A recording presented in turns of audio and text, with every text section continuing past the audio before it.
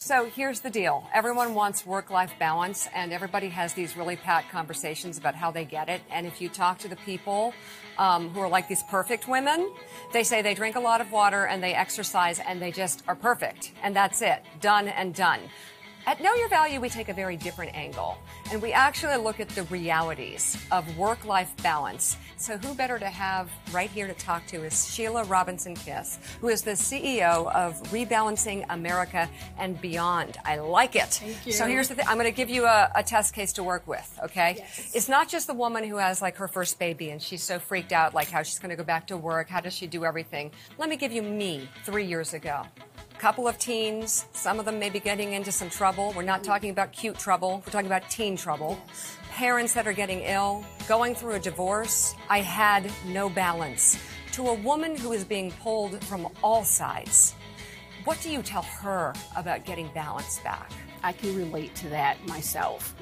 The first step, and this is very critical, is to understand and take an inventory. I've got my kids over here, I've got my marriage over here, I've got my work over here.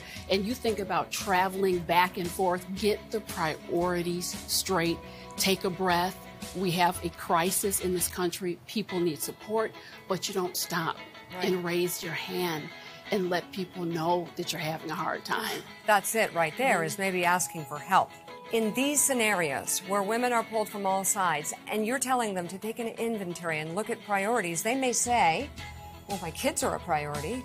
Well, my job is a priority. I've got to figure out this divorce situation, and my parents can't wait. How do you prioritize four really, important things all hitting you at once? A lot of people end up doing something I call, it's the seesaw. It's the broken seesaw. You have so much going on that you literally can't prioritize it. Right. So when I say, wait a minute, stop, get clear. I've got my child here. I've got my mom here. What is the 4-alarm fire? You have to be willing to let something go and be okay with that. Be okay with the guilt. Do what's in front of you. Do what is in front of you and what matters most. And that's part of the issue with work-life balance. We swirl. We're swirling. And you can't. Something has to let go. But we deal with the guilt of it. We think we can be superwoman, and you can't. What I tell women and men, for that matter, if you're not okay, no one can be okay. I mean, there's a reason you're in an airplane and they tell you get your oxygen first. You don't put your child's on. You have to be okay first. Is it possible at times when balance is so out of whack like that? It just seems like women, now that we're all pretty much working, and young women entering the workforce or coming out of college are all expected. How do we do this all? Going back, you don't do it all. You don't do it all. You decide. You make the decision.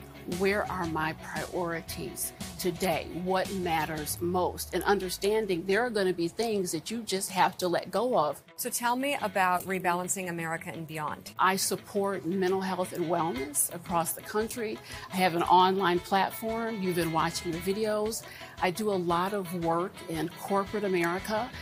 They're suffering, they're struggling, they're raising their hands. They're starting to realize that this has to be priorities. You can't burn out your employees and not put something back. Well, for me, in the swirl I was in, I was in a mental health crisis.